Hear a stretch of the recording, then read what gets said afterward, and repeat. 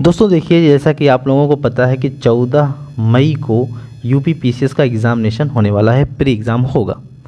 और इसी के परिप्रेक्ष्य में हमने एक टॉपिक लेके आया हूँ, जो है टॉपिक हमारा है यहाँ पर चोल साम्राज्य। आप देख सकते हैं यहाँ पर चोल साम्राज्य टॉपिक है। ये भी आपको पता है कि आपने एग्ज़ाम भी दिया होगा, ऐसा नहीं कि आपने पहली बार बैठ रहे होंगे। कुछ लोग ऐसे हैं जो पहली बार बैठे हैं, बाकी लोगों तो एग्ज़ाम दिए ही होंगे या फिर पेपर देखे होंगे।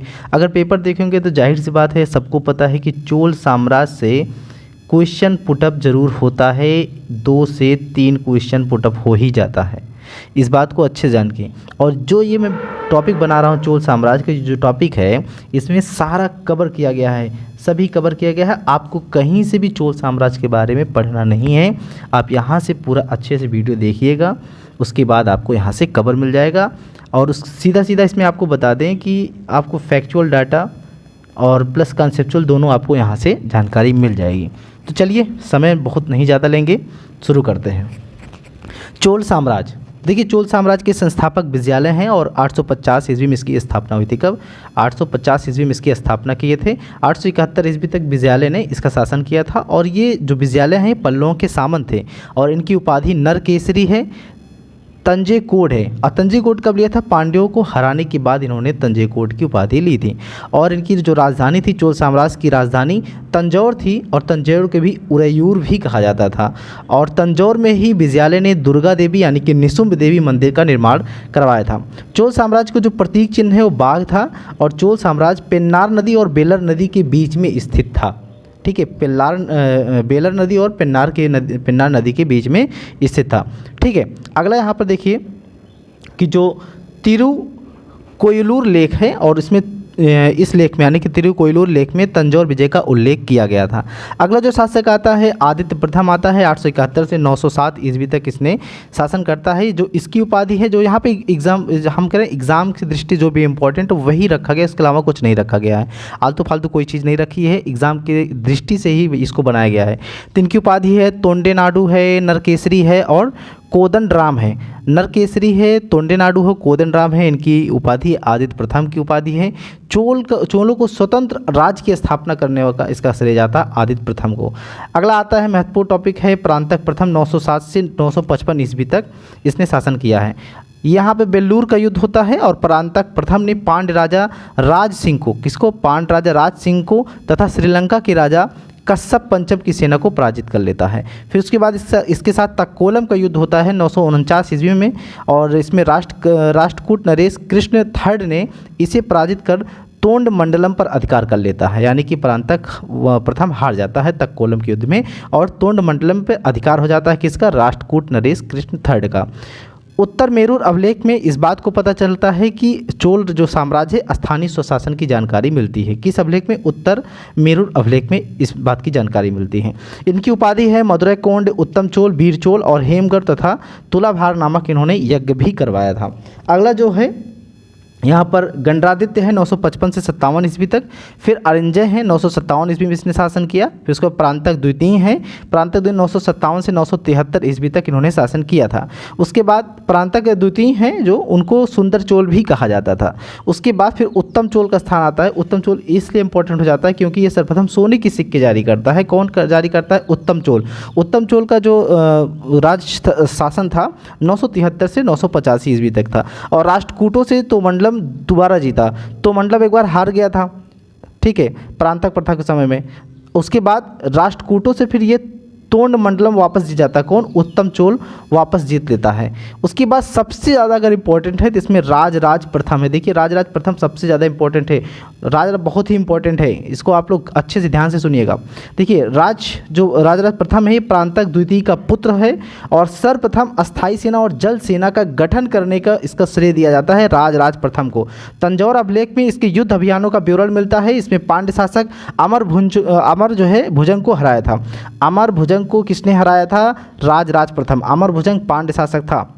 उसके बाद तिरुवलंगाडु ताम्रपत्र अभिलेख से चेर पांड्य और श्रीलंका विजय का उल्लेख भी मिलता है और 2 युद्ध होता है। कंडलूर का युद्ध जो होता है राजराज प्रथम और चेर राजा रवि वर्मा के साथ होता है। इसमें रवि वर्मा क्या होता है, हार जाता है। इसकी कुछ उपाधियां हैं, उपाधि बहुत ही इंपॉर्टेंट है, इस उपाधि को देखिएगा, बहुत इंपॉर्टेंट है। इनका नाम है, तो जो उपाधियाँ हैं, कांडलूर, सालेकल मरुत, उसके बाद है मुम्माडी चोल देव, फिर जयकोंड है, चोल मार्तंड है, शिवपाद शेखर है, पंडित चोल है, चोल नारायण। बहुत ही इंपॉर्टेंट है, ठीक, बहुत ही इंपॉर्टेंट है, ज़्यादा इंपॉर्टेंट है। उसके बाद फिर ये क्या काम करता है कि श्रीलंका के उत्तरी भाग को, ठीक है, श्रीलंका के उत्तरी भाग को चोल साम्राज्य का प्रांत बना लेता है। उसके बाद मुम्मिड चोल मंडलम नाम देता है और फिर श्रीलंका की राजधानी अनुराधापुर को नष्ट कर देता है। वहाँ पर पोलनरुआ को चोल प्रांत की नई राजधानी बनाता है। फिर उसके बाद उसका नाम जयनाथ मंडलम रख देता है और वहीं पे एक शिव मंदिर का भी निर्माण करता है, राजराज प्रथम करता है। इसने मालदीव विजय भी की है, भूमि का सर्वेक्षण पहली बार करवाता है और स्थानीय स्वशासन को प्रोत्साहन भी देता है। एक दूत मंडल चीन भेजता है, तंजौर में बृहदेश्वर मंदिर या फिर राजराजेश्वर मंदिर या फिर इसे जो है शैव मंदिर से संबंधित है, ठीक है।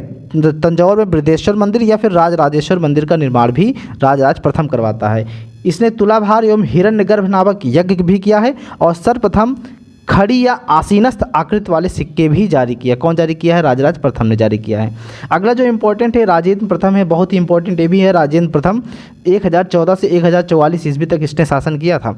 इसने संपूर्ण विजय को जीत दिया था और स्मिथ महोदय ने इसे दक्षिण का नेपोलियन भी बोला। किसको कि बोला है? राजेंद्र प्रथम को बोला है। नौसेना का सर्वाधिक विकास इसी के समय हुआ है और सिंघल विजय का उल्लेख, सिंघल मतलब है श्रीलंका, ठीक, श्रीलंका विजय का उल्लेख करंदय ताम्रपत्र एवं महावंश में भी मिलता है। और सिंघल विजय कौन किया था? पूरे मतलब श्रीलंका विजित किया था राजेंद्र प्रथम ने किया था।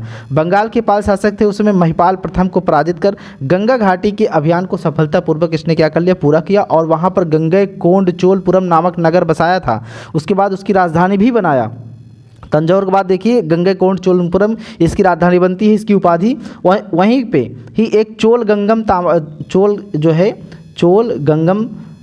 तालाब भी बनाता है, यानी तड़ाक का निर्माण करता है सिंचाई के लिए, ठीक। इसकी उपाधि है गंगैकोंडचोल और फिर कडारकोंड, कटाहदपति, पंडित चोल, मुडीगुंड चोल। ये है बहुत इंपॉर्टेंट है, इसकी जो उपाधि से संबंधित क्वेश्चन पुटअप कर ही लिया जाता है। और दोस्तों आप लोग अगर सब्सक्राइब नहीं किए हैं तो सब्सक्राइब कर लीजिए और अगर आपको पीडीएफ इसका चाहिए तो आप कमेंट बॉक्स में कमेंट कीजिए, आपको पीडीएफ आपको वहाँ पे उपलब्ध करा दिया जाएगा। आप जैसे कमेंट करेंगे आपको पीडीएफ मिल जाएगा, ठीक है। और हाँ, चैनल पर नए हैं चैनल को जरूर सब्सक्राइब कर लीजिए, दोस्तों के साथ शेयर भी कर दीजिए ताकि उनका भी भला हो जाए। अगला देखिए यहाँ पर है श्री विजय नरेश संग्राम कुलोत्तुंग वर्मन को पराजित कर कडारम सहित 12 द्वीपों पर अधिकार किया था। बहुत ही इंपॉर्टेंट है ये जो सेंटेंस है बहुत ही इंपॉर्टेंट है। क्यों? क्योंकि श्री विजय नरेश संग्राम कुलोत्तुंग वर्मन को कौन हराया था? राजेंद्र प्रथम हराए थे और 12 द्वीप पर अधिकार कर लिए थे, जिसमें दक्षिण पूर्व एशिया है, जावा, सुमात्रा और मलाया द्वीप भी है। अरब सागर पर इसकी प्रभुता भी हो गई थी और चोलों में यह प्रथम शासक था, अर्थात राजेंद्र प्रथम ने अरब पर अधिकार कर लिया था और इस तरह राजेंद्र प्रथम पहला शासक बन गया। इसने दो बार व्यापारिक दूत मंडल चीन भेजा है और वैदिक कॉलेज की स्थापना की, इसलिए इसे पंडित चोल भी कहा जाता है। गंगैकोंडचोलपुरम में गंगैकोंडचोलपुरम मंदिर और बृहदेश्वर मंदिर भी बनवाया है और तिरुवालंगाडु एवं करवाई यानी कि तंजौर अभिलेख में इसके बारे में जानकारी भी मिलती है, ठीक। इसके बारे में पूरे राजेंद्र प्रथम के बारे में जानकारी मिलती है। अगला जो यहाँ पर इंपॉर्टेंट है देखिए राजाधिराज प्रथम है, 1044 से 1052 ईस्वी तक इनका शासन चलता है। चेर पांड्य और लंका जो है गठबंधन तोड़ लेते हैं। चालुक्य नरेश हैं सोमेश्वर प्रथम, बहुत ही इसको प्रताड़ित कर, भाई चोल साम्राज्य को सबसे ज़्यादा अगर टेंशन देने वाला था चालुक्य नरेश सोमेश्वर प्रथम है। सोमेश्वर प्रथम धानकटक तथा पुंडूर के युद्ध में हरा देता है। कौन हरा देता है? राजाधिराज हरा देता है। उसके बाद इसने अश्वमेध यज्ञ किया है। अब देखो यहाँ पर मैंने अभी इतने भी चर्चा किए, लेकिन अश्वमेध यज्ञ कौन किया है? राजाधिराज किया है, इंपॉर्टेंट बन जाता है। कुप्पम का युद्ध 1052 में होता है, मारा जाता है, वो भी सोमेश्वर प्रथम के हाथों में ही मारा जाता है। जब इसको मारा जाता है तो राजेंद्र द्वितीय जो है वहाँ पर युद्धभूमि में राज्याभिषेक करता है और कुप्पम के युद्ध में सोमेश्वर को हरा देता है। इसकी उपाधि है भूपेंद्र चोल और विजय राजेंद्र, ठीक है। अब यहाँ पर देखिए राजेंद्र द्वितीय है, राजेंद्र द्वितीय 1052 से 1064। देखिए राजेंद्र द्वितीय युद्ध मैदान में ही राज्याभिषेक करता है। कैसे करता है? क्योंकि कुप्पम के युद्ध में जब हार जाता है, कौन हारता है भाई? देख लीजिए, कुप्पम के युद्ध में राजाधिराज जब हार जाता है यानी कि मारा जाता है, तब राजेंद्र द्वितीय क्या करता है? इसको सोमेश्वर प्रथम को हरा देता है। हराने के बाद उसी युद्धभूमि में राज्याभिषेक अपना कर लेता है और इसी के उपलक्ष्य में कोल्हापुर में विजय स्तंभ भी स्थापित करवाता है और इसने एक उपाधि भी लिए थे प्रकेसरी। और फिर कुंडल संगम का युद्ध होता है 1062 ईस्वी में, सोमेश्वर को वापस हरा देता है। और इस तरह बार बार जब हार जाता है ना, फिर जाके तुंगभद्रा नदी में डूबकर मर जाता है। कौन? बीमार हो जाता है, नहीं आ पाता है, तो फिर मर जाता है जाके। कौन? सोमेश्वर प्रथम मर जाता है। उसके बाद वीर राजेंद्र का देखिए, वीर राजेंद्र का नंबर आता है 1064 से 1070 तक। सोमेश्वर प्रथम को पराजित करता है और तुंगभद्रा में विजय स्तंभ स्थापित करवाता है। ठीक है, इसके बाद ही तो मर जाता है, इसके बाद बार बार ये हार जाता है तो मर जाता है। इसने राजकेसरी को उपाधि लिया था वीर राजेंद्र ने। अगला है बहुत ही इंपॉर्टेंट है, कुलोत्तुंग प्रथम 1070 से 1020 ईस्वी तक इसने शासन किया था। ये बेंगी का चालुक्यवंशी राजेंद्र द्वितीय ही कुलोत्तुंग प्रथम के नाम से चोल साम्राज्य का शासक बना था और इसका नाम यह जो है राजेंद्र प्रथम इसका नाना था, यानी कि ये जो कुलोत्तुंग प्रथम है, कुलोत्तुंग प्रथम का जो नाना था राजेंद्र प्रथम था। इसके समय में श्रीलंका के राजा विजय बाहु ने अपनी स्वतंत्रता घोषित कर ली थी और इसने अपनी पुत्री का विवाह विजय श्रीलंका के जो है राजकुमार बिरप्पे रुमाल के साथ कर दिया था। इसलिए जो चोल साम्राज्य है और श्रीलंका के जो संबंध थे वो मजबूत हो गए और एक प्रकार से सौहार्दपूर्ण संबंध बन गए। इसने भूमि को 2 बार पुनः सर्वेक्षण करवाया है। पहली बार कौन करवाया था? राजराज प्रथम ने। तो भूमि को 2 बार सर्वेक्षण करवाया है कुलोत्तुंग प्रथम ने, बहुत ही इंपॉर्टेंट है। इसने बाधक, चुंगी और तटकट समाप्त कर दिया था और इसलिए इसे सुंगम तविर्त चोल कहा जाता है, अर्थात करों को हटाने वाला भी कहा जाता है। करों को हटाने वाला किसे कहा जाता है? कुलोत्तुंग प्रथम। आप देखिए, आप अगर उठा के देख लीजिए, पीसीएस का जो भी पेपर उठा के देख लीजिए, चोल साम्राज्य से जरूर क्वेश्चन आता है, तो इसलिए आप इसमें परेशान मत होइए, यहाँ से आपका कवर हो जाएगा। फिर इसने 72 व्यापारियों को एक शिष्टमंडल चीन भेजता है। 72 व्यापारियों जो है भेजता है। इससे पहले राजराज प्रथम भेजता था, फिर राजेंद्र प्रथम भेजता है, फिर कुलोत्तुंग प्रथम भेजता है। इसके शॉर्ट सिक्कों पर, इसके जो कुलोत्तुंग प्रथम के शॉर्ट सिक्कों पर कटय कोंड चोलन और मलय नडु कोंड चोलन लिखवाता है। और कलिंग के विरुद्ध इसने 2 अभियान भी किया था और कलिंग तुपरणी महाकाव्य से इसको यह जानकारी मिलती है। इसके लेखक जयंगोंदार है और द्वितीय कलिंग अभियान का उल्लेख भी इसी से मिलता है। अगला देखिए, यहाँ पर अदिय रक्कुनल्लर ने शिल्पाधिकारम पर टीका लिखा है। किसने लिखा है?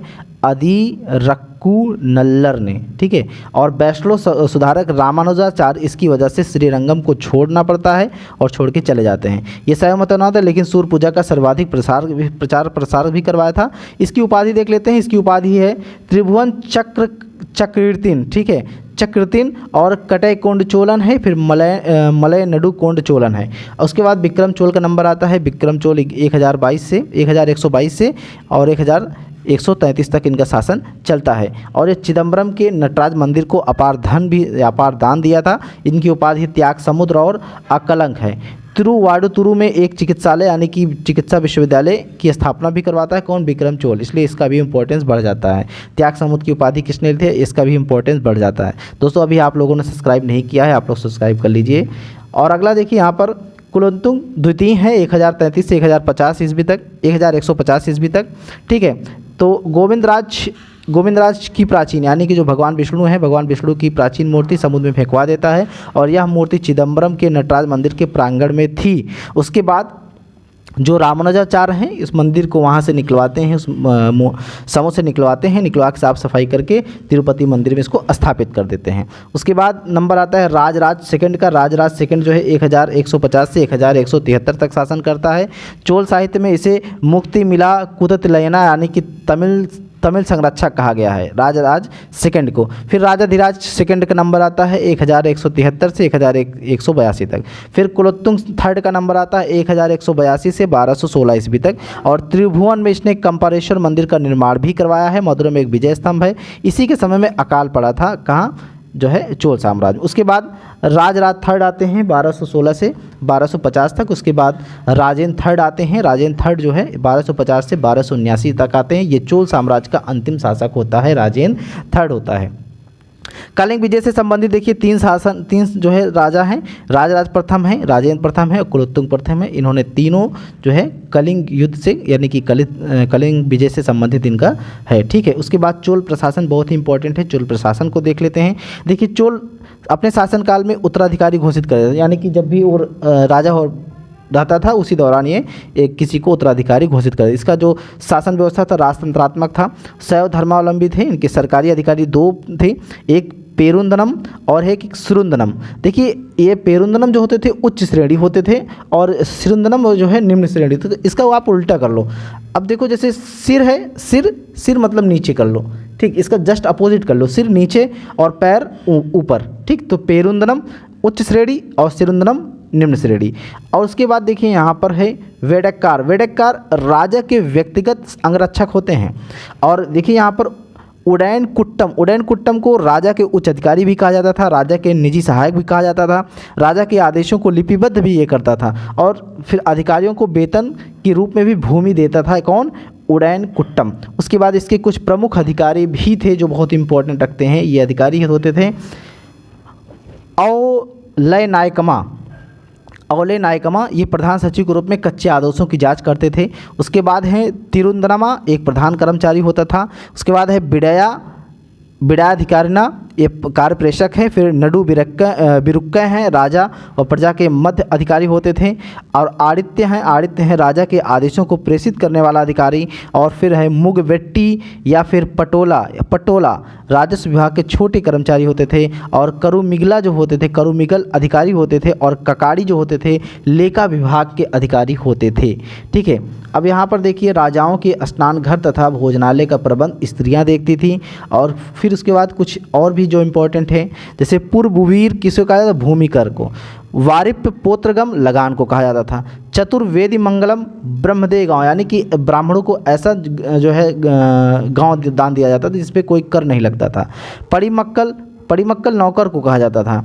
आदि गरिगल सैनिक व असैनिक को कहा जाता था। प्रभु मान्यम राजा के स्वामित्व की भूमि को कहा जाता था। मडपुर मठों को प्रदान किया गया भूमि को कहा जाता था। ब्रह्मदेव ब्राह्मणों को दी गई भूमि को कहा जाता था। और देवदान जो था वो मंदिरों द्वारा दी गई भूमि को कहा जाता था। यहाँ पर सालाभोग जो है, सालाभोग शैक्षिक यानी शिक्षा हेतु भूमि जो दी जाती थी उसको कहा जाता था। और अग्रहार या फिर गढ़ योग्य ब्राह्मणों को सामूहिक भूमि दिया जाता था। यहाँ पर दूसरा चीज़ देख लेंगे, यहाँ प्रशासनिक जो है विभाजन देखेंगे।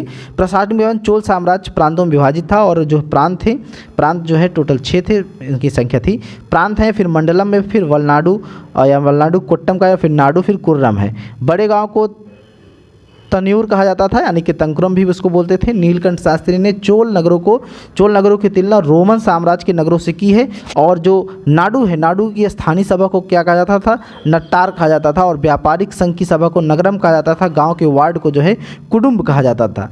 और आगे जो राजस्व व्यवस्था है, राजस्व व्यवस्था भी देख लेते हैं। यहाँ पर जो राजस्व व्यवस्था है, राजस्व व्यवस्था में देखिए वरी पतोगकंक राजस्व विभाग के रजिस्टर होते थे। भूमि कर राज्य की आय का प्रमुख साधन होता है। जो भूमि कर था राज्य की आय का प्रमुख साधन। साथ ही जो विवाह कर लगता था, विवाह कर भी होता था। और साथ ही साथ जो युद्ध कर होता था, युद्ध कर मतलब समझ रहे हैं, जैसे कि आसपास जो पड़ोसियों से जो भी युद्ध होता था उसमें जो टैक्स मिलता था, जो भी लूटपाट होता था, उसका भी जो है इनका मुख्य स्रोत था आय का। भूमि कर कृषि उत्पादन का 1/3 था। उपज के हिसाब से भूमि को 12 कोटियों में विभाजित किया गया था। और करों के लिए कुछ शब्द प्रयुक्त किए गए हैं, जिसमें इरय है, वारू है, मंडुपाडु है, दंडम है। और सर्वाधिक उल्लेखित कर जो है वेट्टी यानी कि बेगार और कड़मय यानी कि भू राजस्व है, ठीक है। और राजस्व यानी जो राजस्व है, राजस्व को आयम, सोने के सिक्कों को कासो और अन्य के माप को कलम कहा जाता था। साथ ही साथ भूमि के माप को भी कलम भी कहा जाता था। या माँ एवं बेली भूमि माप की इकाई भी होती थी। यहाँ पर देख सकते हैं माँ मतलब माँ नहीं, माँ और वेली भूमि माप की इकाई होती थी। और वारीपोत जो होता था राजस्व विभाग होता था। और वरित पोत्राक जो होता था राजस्व विभाग का प्रमुख होता था, ठीक है। अगला यहाँ पर देखेंगे हम लोग चोल अभिलेखों में कुछ उल्लिखित कर है। देखिए इसमें है तरी इरई हाथ करगो पर कर है, मनय इरई गृह कर है। और सक्करई तेल घानी कर है, सेतरई व्यापारी कर है। तत्तार पातम यानी तट्टोली जिसे कहते हैं सुनारों पर कर है। और फिर ओलुकुकु ने पातम पशु व पानी के साधनों व तालाब आदि पर कर है। उपायम नमक कर होता था। उसके बाद वली आयम पथकर होता था। और मरमजाड़ी वृक्ष कर होता था। कड़मई होता था सुपारी के बागान पर कर या फिर लगान या फिर शुल्क। और किड़ा काकुसु या किडाक, इसको क्या बोल सकते हैं, किडाक्कासु नर पशुधन धर होता था, और मगनमयी जो होता था शिल्पकर होता था, यानी कि जो लोहार बढ़ई जो भी शिल्पकार होते थे उन पर कर लगता था। और फिर वासल परम जो है द्वारकर होता था, और कढ़िरई जो होता था वो व्यापारिक प्रतिष्ठान पर लगने वाला कर होता था। पाड़ी कावल कूली जो होता था ग्राम पर कर लगता था। इसमें सैन्य व्यवस्था देख लेते हैं। सैन्य व्यवस्था 3 प्रकार के होते थे, एक पैदल सेना होता था, अश्वरोही सेना होता था, गजरोही होता था। सेना को मुंड्रुकई या फिर महासेनई या फिर रपडई विडू कहा जाता था। क्या क्या, मुंड्रुकई, महासेनई या फिर रपडई विडू कहा जाता था। सेना के बैरक को कहा जाता था कड़गम या पेडुवड़ी, और फिर सेना की टुकड़ी को कहा जाता था गुल्प कहा जाता था। जो इनके थल सेना थे, थल सेना में देखिए कुड़ी रच्चय वगर को अश्वरोही कहा जाता था, और विलीगल को धनुर्धर, और कुंजिर मल्लर या फिर अनय याटकल को गजरोही कहा जाता था। बड़पर कोक्कोलर को पैदल सैनिक कहा जाता था। प्रधान सेनापति को महादंड नायक कहा जाता था। सेना की टुकड़ियों को प्रमुख नायक कहा जाता था। राजा के जो निजी अंगरक्षक होते थे उन्हें बेडक्कार या फिर कैको लपते रुम्बई, या फिर जो युद्धबंदी मतलब जैसे कि युद्ध जो होता था, युद्ध में जो वहाँ पे पकड़, चाहे स्त्री हो चाहे पुरुष पकड़ को लेके आते थे, उनको दास के रूप में बनाया जाता था। उसको दास को क्या कहते थे, उस दास को बेलम कहा जाता था। क्या कहा जाता था, बेलम कहा जाता था। अब यहाँ पर अगला जो भी हम उसको भी देखते चलते हैं। यहाँ पर देखिए स्थानीय स्वशासन के बारे में जानकारी है। क्यों? क्योंकि ये स्थानीय स्वशासन बहुत ही इंपॉर्टेंट है, आपको ध्यान से सुनना पड़ेगा स्थानीय स्वशासन। और दोस्तों अगर आपने लाइक नहीं किया तो लाइक कर लीजिए, और कमेंट भी ज़रूर कीजिए। और आप लोग कमेंट भी नहीं करते हैं, लाइक भी नहीं करते हैं, आप लोग शेयर भी नहीं करते हैं, और सब्सक्राइब भी नहीं करते। थोड़ा बहुत सब्सक्राइब कर लिया करो यार, और दोस्तों के साथ शेयर भी कर लो, ठीक है। स्थानीय स्वशासन उत्तर मेरुर अभिलेख प्रांतक प्रथम का है ये, और उसमें चोलों के स्थानीय स्वशासन के बारे में जानकारी मिलती है। 3 प्रकार की सभा है, उर है, सभा है और नगरम है। उर को क्या कहा जाता था, उर सभी लोगों की ग्राम सभा होती थी, जिसकी कार्यकारिणी समिति को आलुंगड़म कहा जाता था। क्या? आलुंगड़म कहा जाता था। उसके बाद सभा या महासभा गाँव के वरिष्ठ ब्राह्मणों की सभा होती थी, और नगरम जो होती थी व्यापारिक समुदाय की प्रशासनिक सभा होती थी। चोल साम्राज्य की प्रमुख विशेषता स्थानीय स्वशासन थी, और ग्राम स्वशासन की पूर्ण इकाई थी। अब यहाँ पर थोड़ा बहुत न्याय व्यवस्था देखेंगे, लेकिन उससे पहले हम समितियां भी चर्चा कर लेंगे, लेकिन पहले न्याय व्यवस्था थोड़ा बहुत चर्चा कर लेते हैं। देखिए चाउजुकुआ एवं सेक्युलर के पेरी पुराण में चोलकालीन न्याय व्यवस्था को उल्लेख है। सम्राट को जो न्यायालय होता था वो धर्मासन होता था। धर्मासन का निर्णय धर्मासन भट्ट होता था, और न्यायाधीश को जो जज हैं, आज के समय जो जज हैं वो धर्मभट्ट कहा जाता था। और अपराधों को प्रायश्चित रूप में मंदिरों में अखंड दीप जलाने का प्रावधान था, और छोटे विवादों पर निर्णय स्थानीय निगम करते थे। समितियां देख लेते हैं। समितियां बहुत ही इंपॉर्टेंट है। वजह क्यों है? क्योंकि एग्जाम पे जरूर पूछ लेता है, ठीक है। आप पेपर उठा के देख लो यार, पेपर उठा के देखेंगे खुद ही पता चल जाएगा चोल साम्राज्य कितना इंपॉर्टेंस रखता है, रोल रखता है पेपरों में। देखिए स्थानीय स्वशासन समितियों द्वारा संचालित होती थी, और इन समितियों को वारियम कहा जाता था। क्या? वारियम कहा जाता था। और वारियम की सदस्यता कुछ शर्तें होती थी। अब शर्तें क्या थी देख लो। 35 से 70 वर्ष की आयु के बीच होना चाहिए उम्र।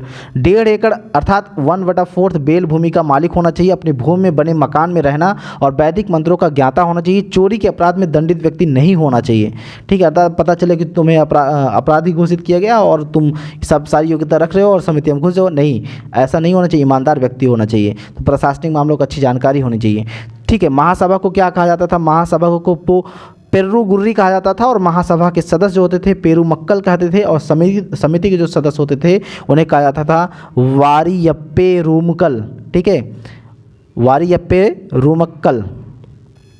अब यहाँ पर देखिए सभा की जो बैठक होती थी गांव के मंदिर में होती थी, वृक्ष के नीचे भी होती थी, या फिर जलाशय के आसपास या किनारे भी होती थी। सार्वजनिक भूमि पर महासभा का स्वामित्व होता था। जो सार्वजनिक भूमि होती थी, जो सरकारी भूमि होती थी, उसमें किसका जो है स्वामित्व होता? महासभा का स्वामित्व होता था। और समिति के सदस्यों को चुनने के लिए गाँव के 30 वार्डों में बांटा जाता था। इनका कार्यकाल कितना होता था? कार्यकाल इनका होता था 1 वर्ष होता था। अब जो वारियम थे, जो समिति थी, उनको हम देख लेते हैं, क्योंकि ये बहुत ही इंपॉर्टेंट है। ये जो वारियम है बहुत ही इंपॉर्टेंट है, इसमें जरूर पूछ लेता है, कभी कभी मैचिंग में पूछ लेता है कि भाई इसको मैच कर लो यार, कैसे मैच करना कैसे नहीं करना है, तो उसमें भी लोग कन्फ्यूज जाते हैं। इसमें मैचिंग में देख लेना, ठीक है। देखिए इसमें है संवत्सर वारियर वार्षिक समिति है, तोट्टा वारियम उद्यान समिति है, पोना वारियम स्वर्ण समिति, एरी वारियम तालाब या तडाक समिति थी, पंचवार वारियम अस्थाई समिति है, उदासीन वारियम विदेशियों को देखरेख और सन्यासियों से संबंधित समिति होती थी, कोयलवा वारियम जो होती थी वो मंदिर प्रबंधन समिति होती थी, ठीक है। आगे देखिए, ग्राम सभा ही भूमिकर संग्रहण करती थी, यानी कि जो ग्राम सभा होती थी वो टैक्स लेती थी। और व्यवसायियों की सभा होती थी, उसको श्रेणी कहा जाता था। शिल्पियों को जो संगठन होता था उसको पूग कहा जाता था। नाडू की सभा को नाटार कहा जाता था। व्यापारियों एवं सौदागारों की जो बस्ती थी उसे नगरम कहा जाता था। आइए चोल समाज के बारे में जान लेते हैं। चोल समाज जो है दो भागों में बटा था, एक ब्राह्मण, दूसरा अब्राह्मण, यानी कि क्षत्रिय और वैश्य को इसमें कुछ रखा नहीं गया था, उनके जो है प्रेजेंट ही नहीं थे।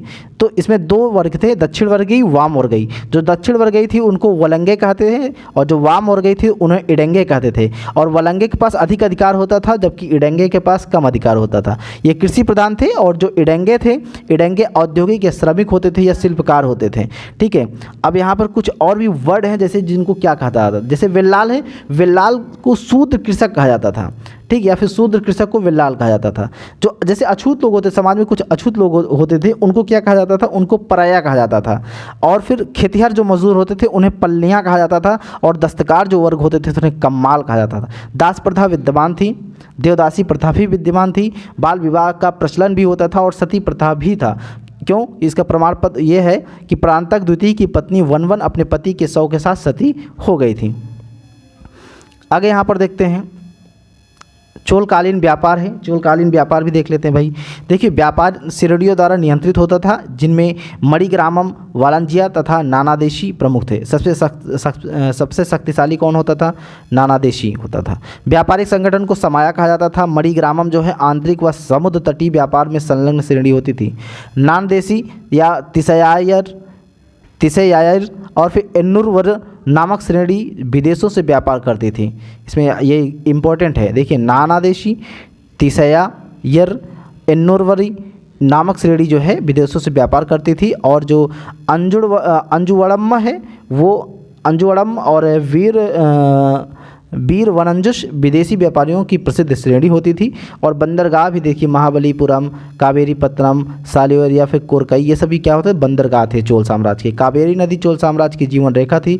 कांचीपुरम था वो कपास उत्पादन क्षेत्र था। और कुडमुक्कू क्षेत्र जो था पान, पत्ता या सुपारी उत्पादक क्षेत्र था। एरीभट्ट व्यक्तिगत दान होता था। जैसे कि आप किसी प्रकार से किसी को भी दान दे सकते हैं, आप व्यक्तिगत, आप चॉइस है। तो एरीभट्ट को व्यक्तिगत दान कहा जाता था। ठीक, आयातित वस्तुओं में घोड़ा सर्वाधिक महत्वपूर्ण था। लोग आयात ज़्यादा करते थे, खरीदते ज़्यादा थे। और अयाओल घुमक्कड़ व्यापारियों का एक समूह होता था, अयाओल। केंटन बंदरगाह दक्षिण भारत और श्रीलंका के बीच मुक्त व्यापार केंद्र था। केंटन बंदरगाह बहुत इंपॉर्टेंट है। ठीक, सफ़ेद मिर्च या काली मिर्च का निर्यात क्विलो बंदरगाह यानी मालावेर क्षेत्र में था, वहाँ से होता था। और व्यापारियों की बस्ती को बीर पत्तन कहा जाता था। स्वर्ण सिक्का कलंजू, तांबे का सिक्का कासू। कन्नड़ क्षेत्र में सोने के सिक्के को पोन या हून कहते थे, पोन या हून कहते थे। और कलंज और कासू का जो अनुपात था 1:2 था। और चोल सिक्कों पर बाघ, मछली, धनुष का अंकन था। और नागपट्टनम जो है चोलकालीन बंदरगाह था। तो दोस्तों उम्मीद करते हैं अभी और है। यहाँ पर चोल कला देख लिए। चोल कला है आर.एस. शर्मा ने चोल मंदिरों को राज्य के अंदर राज्य कहा है। जो चोल मंदिर थे राज्य के अंदर राज्य कहा है।